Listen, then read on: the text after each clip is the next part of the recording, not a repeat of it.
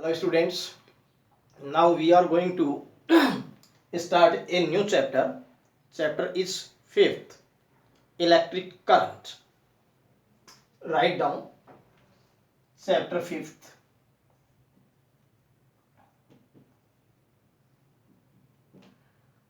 Fifth, electric current. Electric current. इस chapter में हम इलेक्ट्रिक करंट के जो है बारे में पढ़ेंगे कि इलेक्ट्रिक करंट क्या है. First four chapters are related with electrostatics, in which charge remains in rest. जो पहले 4 चैप्टर थे उसके अंदर चार्ज रेस्ट में होते हुए उसकी हम स्टडी कर रहे थे, तो वो ब्रांच हमारे पास में थी electrostatics. But in 5th chapter when charge moves or when charge is in motion, then उसके बारे में जो स्टडी हम करते हैं वो होती है करंट इलेक्ट्रिसिटी. तो how can you define current electricity? It is the branch of physics which deals with the study of charge when it is in motion. So we take first article, current electricity. Current electricity. Note कीजिए इस जो है sentence को, current electricity. तो what is current electricity, कैसे define करेंगे? देखिए, current electricity it is the branch of physics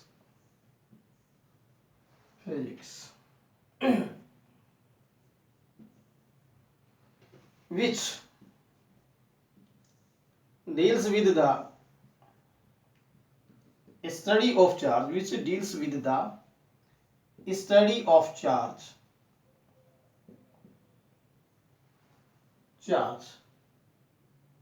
when it is in motion. Clear? Current electricity क्या है? It is the branch of physics which deals with the study of charge when it is in motion. तब हम उसकी study जो है वो current electricity में करते हैं. बट इसके आगे जो भी चैप्टर होंगे 10 तक के, उनमें सभी में चार्ज जो है मोशन में होगा, तो वो करंट इलेक्ट्रिसिटी की ही ब्रांच कहलाएगी, जो है करंट इलेक्ट्रिसिटी ब्रांच कहलाएगी. तो नेक्स्ट हम आते हैं electric current. How can you define electric current? Electric current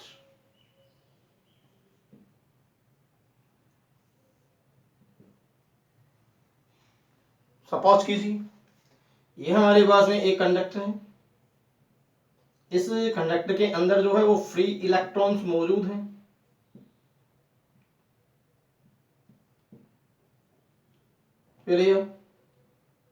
लेकिन जैसे ही हम इसको बैटरी से कनेक्ट करते हैं, बैटरी से कनेक्ट करने के बाद में ये जो फ्री इलेक्ट्रॉन है ये किधर मूव करने लगते हैं?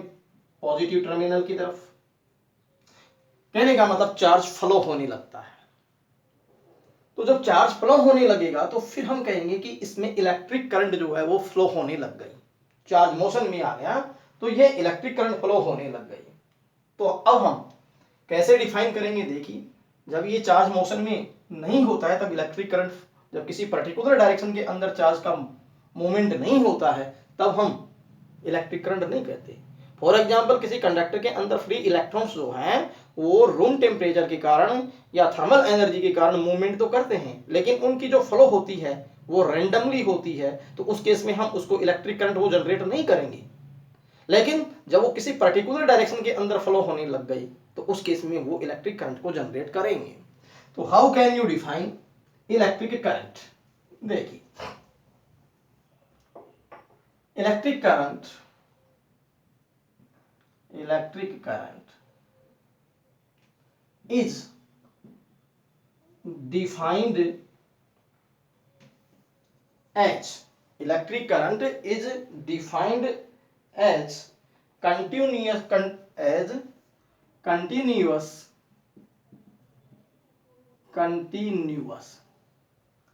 rate of flow of charge। तो क्या कहेंगे, electric current is defined as continuous rate of flow electric charge, और charge is called electric current is defined as continuous rate of flow of electric charge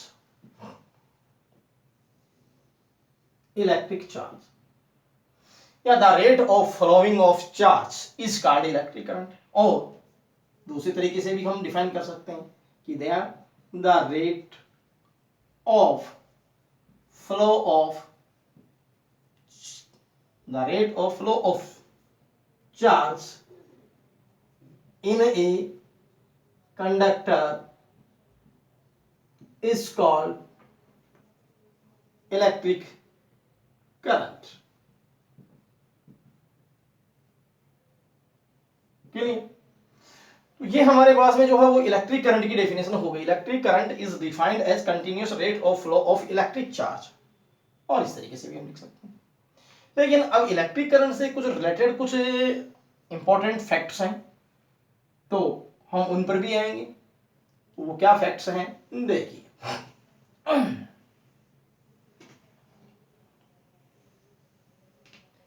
next हमारे पास में average current, average electric current, average electric current. तो how can you define average electric current? I average. तो पहले हम इस चीज को अंडरस्टैंड करते हैं क्या है। मान लीजिए कि आपके पास में ये कोई कंडक्टर है और ये कोई इसका क्रॉस सेक्शन है, और इसमें से delta Q charge delta T time के अंदर पास होता है। तो फिर मैं ये कहूं कि यहां पर यूनिट टाइम के अंदर कितना चार्ज पास होगा, डेल्टा टी टाइम इंटरवल में डेल्टा क्यू चार्ज जो है वो पास हो रहा है। तो फिर डेल्टा क्यू को हम डिवाइड कर देंगे किससे, डेल्टा टी से, then this will be average current. तो हम कह सकते हैं कि हाँ, क्या एवरेज करंट। अब एवरेज करंट क्या है? तो average current is the ratio of charge flowing through a conductor and time interval for which current flows is called average electric current। delta q charge flows, delta t time interval, और ये जो ratio average current. तो फिर अब मैं definition यहां लिख रहा हूं, देखिए क्या। Average current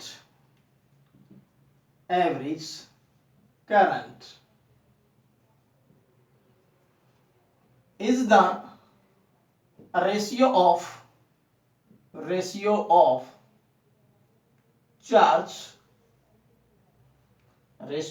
charge and time interval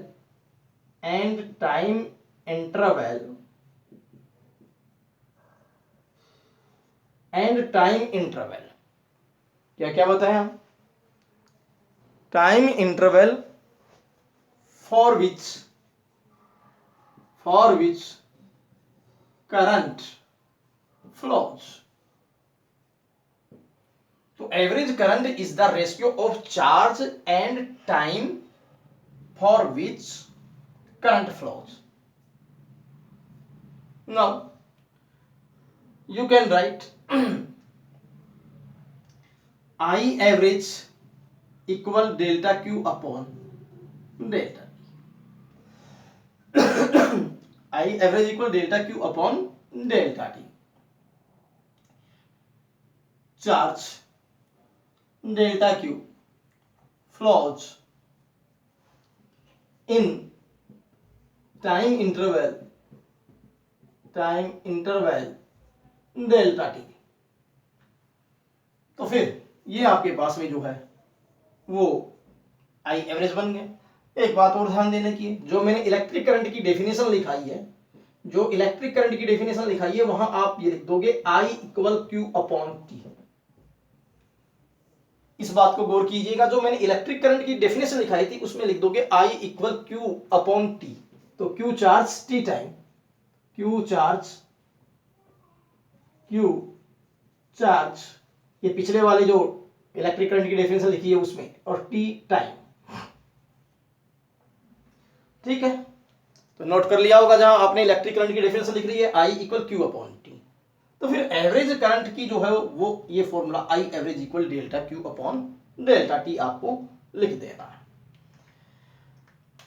now we take other term which is related to electric current.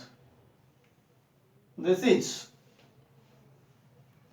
instantaneous electric current.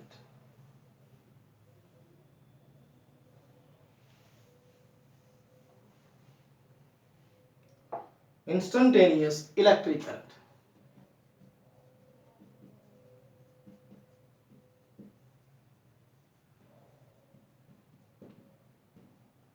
Current. तो इंस्टेंटेनियस इलेक्ट्रिक करंट क्या है? देखिए कि किसी टाइम पर एट एनी इंस्टेंट, किसी भी टाइम के ऊपर इलेक्ट्रिक करंट किसी कंडक्टर से कितनी फ्लो हो रही है, तो फिर उस केस में उस इलेक्ट्रिक करंट को इंस्टेंटेनियस एट दैट इंस्टेंट, तो कैसे डिफाइन करेंगे? Instantaneous current, the electric current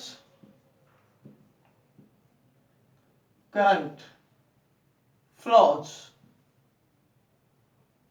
through a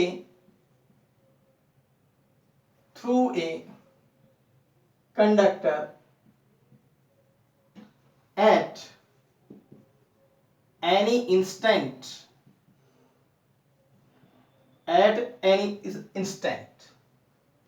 is called instantaneous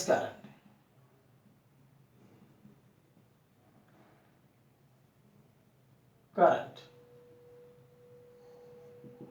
किसी टाइम इंस्टेंट पर at any instant is called instantaneous current के लिए। For example, suppose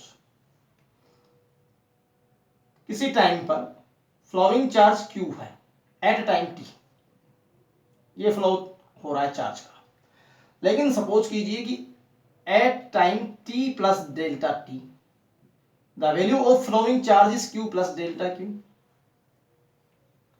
now delta T interval में कितना charge flow हुआ? Delta Q. तो फिर मैं डेल्टा क्यू को डिवाइड कर दूं डेल्टा टी से, तो for this time interval this will be average current. लेकिन हमें चाहिए कि टी टाइम के ऊपर करंट कितनी फ्लो हो रही थी, तो फिर उस टाइम इंटरवल डेल्टा टी को हमें कम से कम करना पड़ेगा, जीरो की ओर लाना पड़ेगा। तो फिर उस केस में हम डेल्टा टी को टेंड्स टू जीरो करें, तब हम कौन से टाइम पर पहुंच जाएंगे? टी टाइम पर। तो उस केस में आपके पास में जो इलेक्ट्रिक करंट आएगी उसको इंस्टेंटेनियस कहेंगे। तो फिर मैं क्या क्या करूं यहां पर? Limit delta T tends to zero. Clear? Delta T किधर टेंड्स कर रहा है? जीरो की ओर। तो उस केस में टाइम का कौन सा पॉइंट आ जाएगा? टी। और उस केस में जो करंट आई जो आएगी उसको हम इंस्टेंटेनियस करंट आई कहेंगे। So this is instantaneous current I. Limit delta t tends to 0, delta q upon delta t. But according to definition of differentiation, you can write dq upon dt. dq upon dt. So this is formula of instantaneous current. तो तीन तरह की current मैंने आपको बताई। एक in general way I equal Q upon T, दूसरे हमारे पास में क्या थी? Average current. ठीक है, delta Q upon delta T. Number third हमारे पास में कौन सी करंट है? Instantaneous current. The flowing current eight any instant is called instantaneous current. अब कुछ इंपॉर्टेंट फैक्ट्स हैं जो चल रहे हैं करंट के बारे में ही, नेक्स्ट पर हम आते हैं। देखिए क्या है। लेकिन इससे पहले हम इसकी इंपॉर्टेंट फैक्ट्स में ही देखते हैं कि SI unit of electric current, the SI unit of electric current, the SI unit of electric current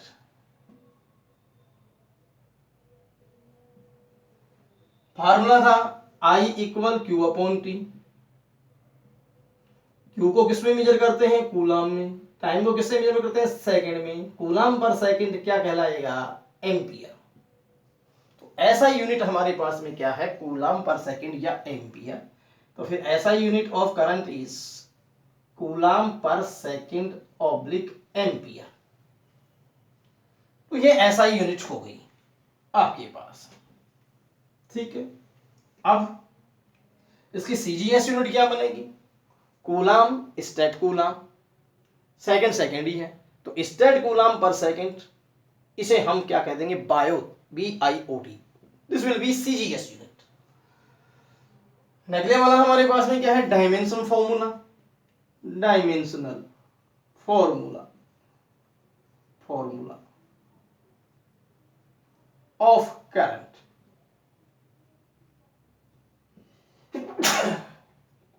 तो सिंबल है एम्पियर, तो मास absent, length absent, time absent, ampere per unit.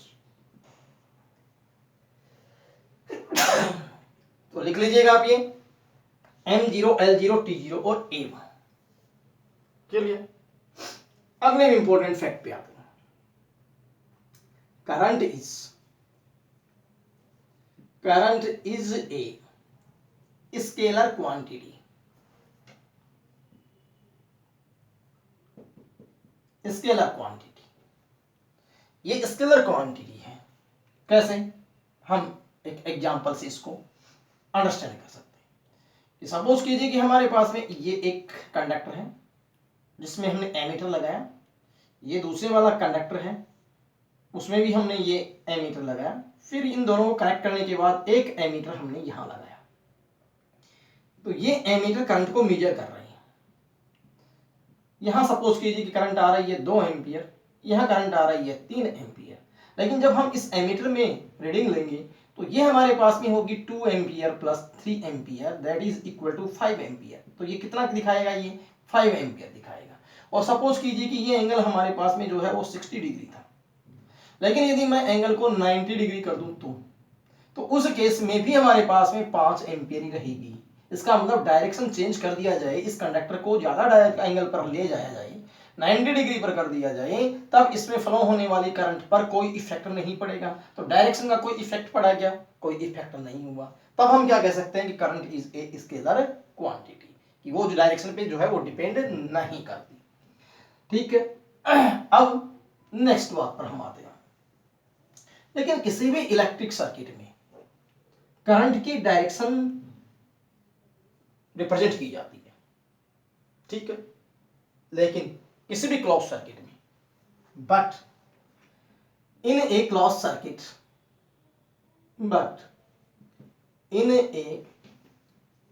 Closed circuit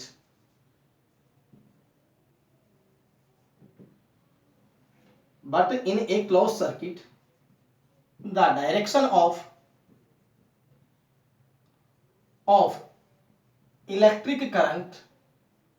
direction of electric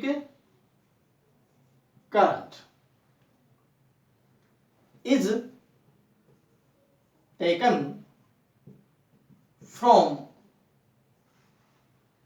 positive terminal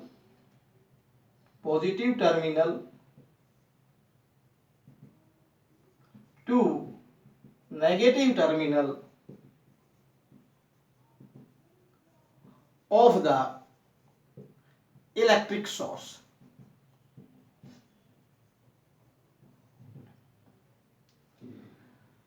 तो क्या लिखा है?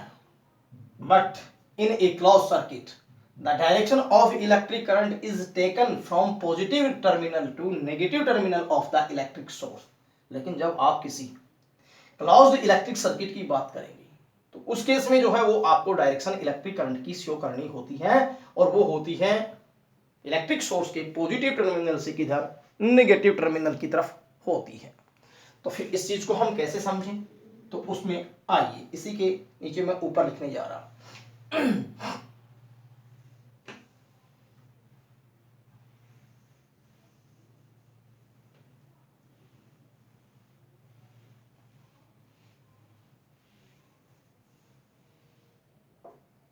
तो ये आपके पास में जो है वो कोई कंडक्टर है और इस कंडक्टर में को हमने किसी बैटरी से कनेक्ट किया, पॉजिटिव टर्मिनल और ये नेगेटिव टर्मिनल, पॉजिटिव आयन और ये electron.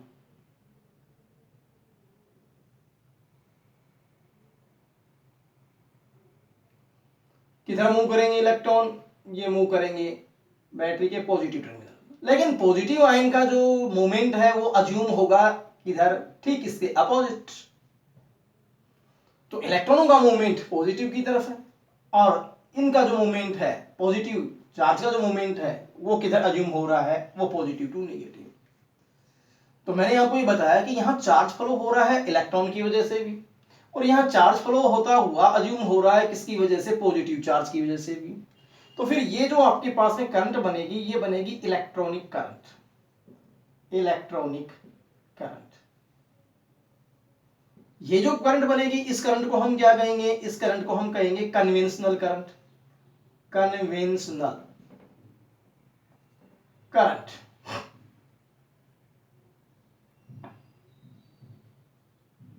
Conventional current,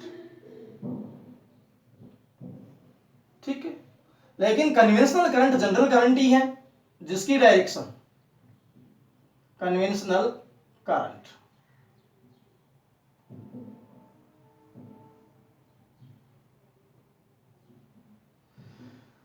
CONVENTIONAL, conventional current. तो फिर हमें जो करंट की डायरेक्शन रिप्रेजेंट करनी है वो कन्वेंशनल करंट की करनी है, उसकी डायरेक्शन होती है पॉजिटिव टू किधर, नेगेटिव। तो किसी भी इलेक्ट्रिक सर्किट के अंदर हम इलेक्ट्रिक करंट की जो डायरेक्शन शो करते हैं वो पॉजिटिव से नेगेटिव टर्मिनल की तरफ शो करते हैं। लेकिन यहां करंट जो फ्लो हो रही है एक इलेक्ट्रॉनों के फ्लो की होने की वजह से, एक पॉजिटिव चार्ज के फ्लो होने की वजह से। तो फिर मैं यहां लिख देता हूं वो क्या, number first electronic current, electronic current due to flow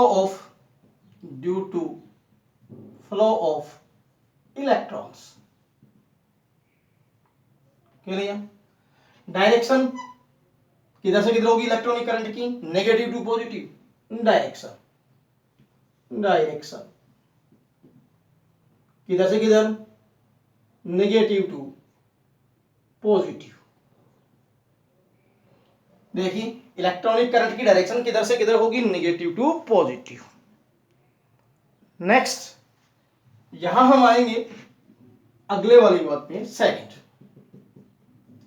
conventional current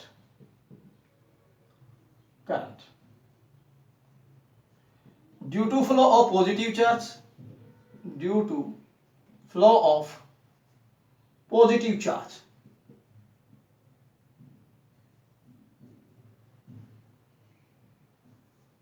तो फिर डायरेक्शन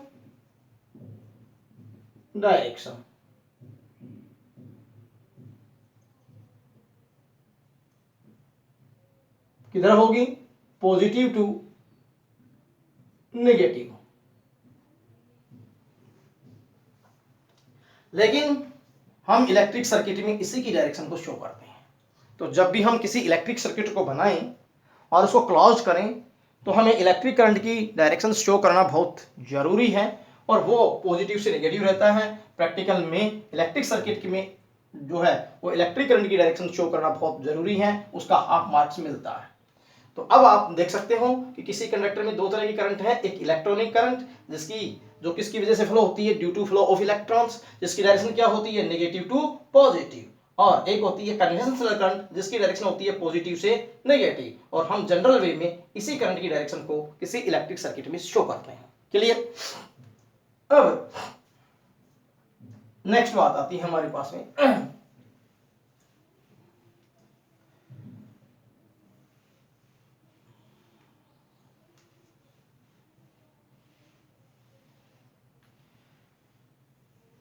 नेक्स्ट है कि जब हम कोई भी कंडक्टर है, there are many conductors in which there can be different charge carriers by which electric current flows.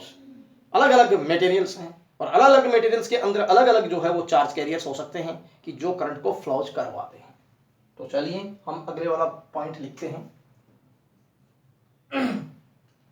There are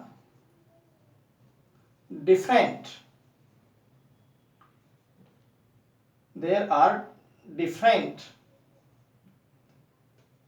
conductors in which charge carriers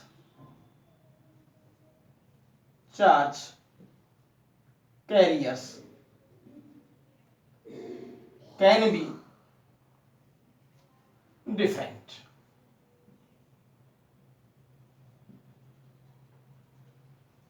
Due to which electric current flows. Due to which electric current flows. Electric current flows. तो यहां मैं ले रहा हूं substance, different conductors या substance या conductors या substance, और यहां चार्ज कैरियर्स।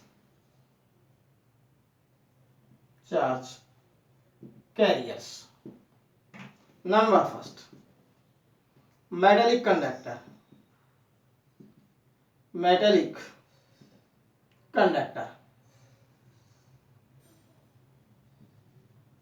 चार्ज कैरियर्स कौन होंगे? Free electrons. पढ़ते भी हो तुम कि मेटल में फ्री इलेक्ट्रॉन्स होते हैं, free electrons. Number second, electrolyte solution.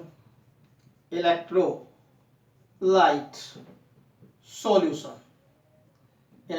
Solution के अंदर इलेक्ट्रिक करंट पास होता है, लेकिन वहां चार्ज कैरियर कौन होते हैं? Positive and negative ions.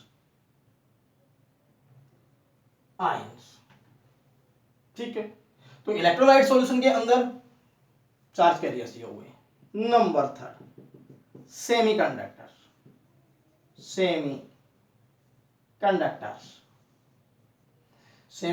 के अंदर चार्ज कैरियर कौन होंगे? Electrons and holes. तो ये जो है सेमीकंडक्टर्स में होंगे। और आगे आता है हमारे पास में डिस्चार्ज ट्यूब। तो डिस्चार्ज जो ट्यूब होती है जिसमें हम किसी गैस को आयनाइज करते हैं, तो फिर डिस्चार्ज ट्यूब।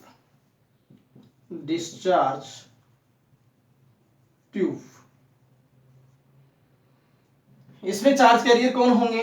इनमें चार्ज होंगे गैसीय positive ions, gaseous positive ions and electrons. तो there are many substance in which charge carrier can be different. Metallic conductors में free electrons, electrolyte solution positive and negative ions, semiconductors में electrons and holes, and discharge tube gaseous positive ion and electron. के लिए इस तरीके से जो है हम इसे चार्ज कैरियर्स और अलग अलग सिचुएशन में अलग अलग मेटल्स में क्या है वो बता सकते हैं। नाउ नेक्स्ट एक और इंपॉर्टेंट फैक्ट की हम बात कर लेते हैं कि जो 1 एम्पियर है उसको ये, हालांकि this is not SI definition of electric current, but in general way 1 ampere क्या है इसको भी हम डिफाइन कर सकते हैं। 1 ampere if 1 coulomb charge flows through a conductor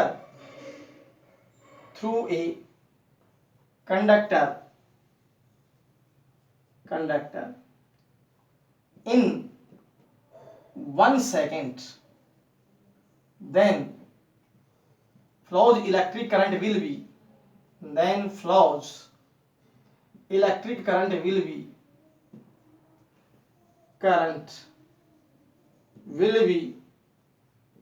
1 ampere.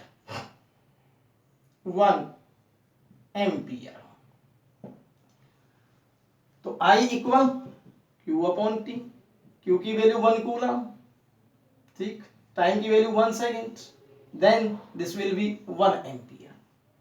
तो अब आप इस तरीके से इस 1 एम्पियर को डिफाइन कर सकते हैं, but this is not SI definition. ये तुम्हारे जो है magnetic effect of electric current वाले में आएगी उसकी SI डेफिनेशन, लेकिन इन जनरल वे यूनिट हम इसको इस तरीके से डिफाइन कर सकते हैं। क्लियर? तो आज का जो लेक्चर है वो यहीं तक। Thank you.